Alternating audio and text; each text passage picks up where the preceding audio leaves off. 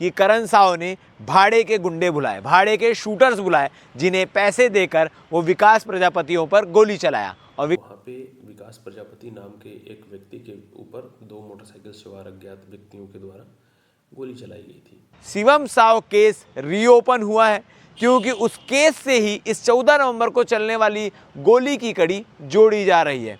क्या करण साव के अंदर इतना गुस्सा भरा हुआ था कि अपने भाई के कातिलों पर गोली चलाने की प्लानिंग कर रखी थी। अभी तक करण साव वो बहुत दिनों से विकास प्रजापति और उसके जो रिश्तेदार थे, जो इस प्रकरण में शामिल अन्य आरोपी गण थे, उनकी हत्या के फिराक में था। वो विकास प्रजापति पर गोली चलाने वाले जो लोग आए हुए थे, जो 2 शख्स आए हुए थे जिनका जिक्र पुलिस कर रही है, वो लोग झारखंड से आए हुए थे।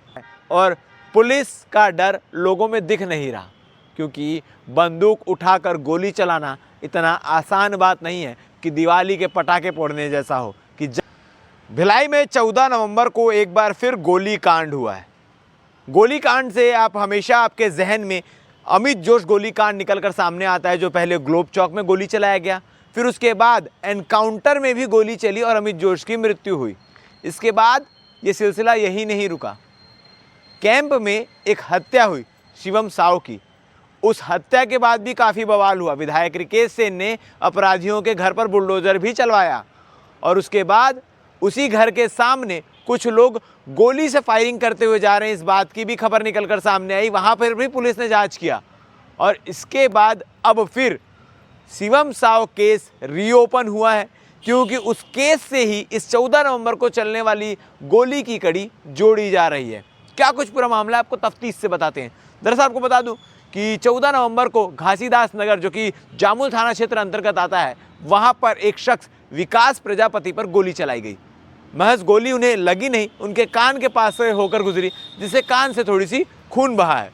अब विकास प्रजापति वही शख्स है जो शिवम साव की हत्या में शामिल था और विकास प्रजापति के साथ उसके भाई भी शामिल थे और शिवम साव का भाई करण साव उन्हें मारने के लिए ढूंढ रहा था। हालांकि पुलिस ने अपनी कार्रवाई की, सबको जेल भेजा। जेल के बाद उनका प्रकरण अभी भी चल रहा है, जिस पूरे मामले में वो बेल पर भी फिलहाल बाहर थे।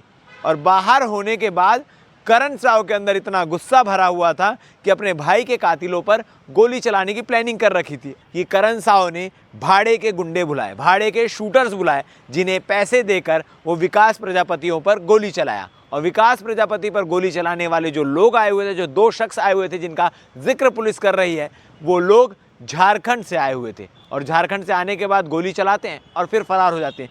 इस मामले की पुलिस लगातार जांच कर रही थी और जांच के बाद 2 दिन बाद आज पुलिस ने खुलासा किया है कि विकास प्रजापति पर गोली चलाने वाला करण साव यानी शिवम साव का भाई था, संजय साव, और उसके साथ भी और अन्य लोग। कुल 6 लोगों को पुलिस ने गिरफ्तार किया इस पूरे मामले में। और जो बाहर से लोग आए हुए थे, जो बाहर से गुंडे आए थे गोली चलाने के लिए, वो अब भी फरार है। उनके पीछे पुलिस ने अपनी टीम रवाना की हुई है और जल्द ही वो भी पकड़ा जाएंगे। फिलहाल आपको बता दूं कि लगभग 1.5-2 साल पुराना ये मामला शिवम साव हत्याकांड, जिस पर बुलडोजर चले, तमाम चीज़ें हुई, उसके बाद भी अभी भी ये मामला ठंडाया नहीं है। ये गैंग वॉर का रूप ले चुका है क्योंकि जिस विकास प्रजापति ने उसके भाई को मारा, उसको मारने के लिए अब करण साव मैदान पर उतर आया है। अब ना जाने ये मामला कब तक चलेगा, कब तक नहीं चलेगा, मगर बड़ा सवाल खड़े होता है कि क्या पुलिस का डर, पुलिस का भय खत्म हो गया।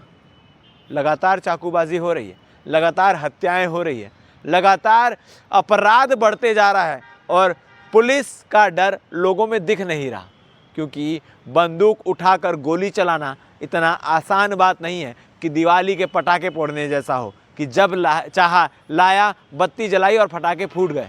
भैया हथियार है, हथियार दुर्ग भिलाई में आ कहाँ से रहे हैं, हथियार चला कौन रहा है, और जो भी चला रहा है या जो भी भाड़े के गुंडे बुला रहे हैं, क्या उन्हें कानून का डर नहीं।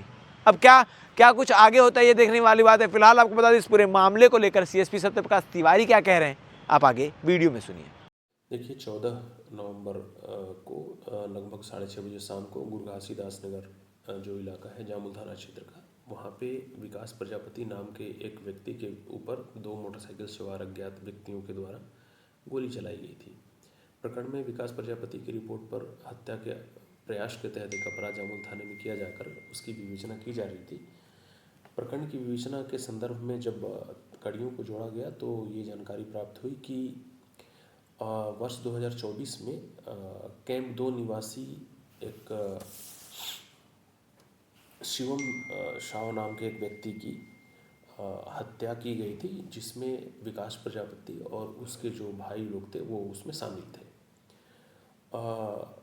इस प्रकरण में जब आरोपी की हत्या हुई तो आरोपी की हत्या के बाद उसका जो एक चचेरा भाई था करण साह, वो बहुत दिनों से विकास प्रजापति और उसके जो रिश्तेदार थे जो इस प्रकरण में शामिल अन्य आरोपीगण थे उनकी हत्या के फिराक में था। वो मौका पाकर के ये जो करण साव है, करण साव अपने भाई ऋषभ एक अन्य इनके जो रिश्तेदार हैं जिनका नाम संजय साव है, संतोष साव, विनय साव और एक दोस्त सुमित शाह, इनके साथ मिलकर के इसने एक आपराधिक षड्यंत्र के तहत भाड़े के बाहर के कुछ आरोपियों को बुलवाया और उनके द्वारा गोली चलवा करके और विकास प्रजापति की हत्या की कोशिश इनके द्वारा संयुक्त रूप से की गई है। प्रकरण में विवेचना में अब तक जो मुख्य आरोपी है करण साव और उसके भाई ऋषभ साव, संजय साव, संतोष साव, विनय साव और उसके दोस्त सुमित साव को गिरफ्तार किया गया है तथा अन्य जो आरोपी हैं उनकी गिरफ्तारी हेतु जो टीम लगी हुई है और हम शीघ्र उनकी गिरफ्तारी कर लेंगे।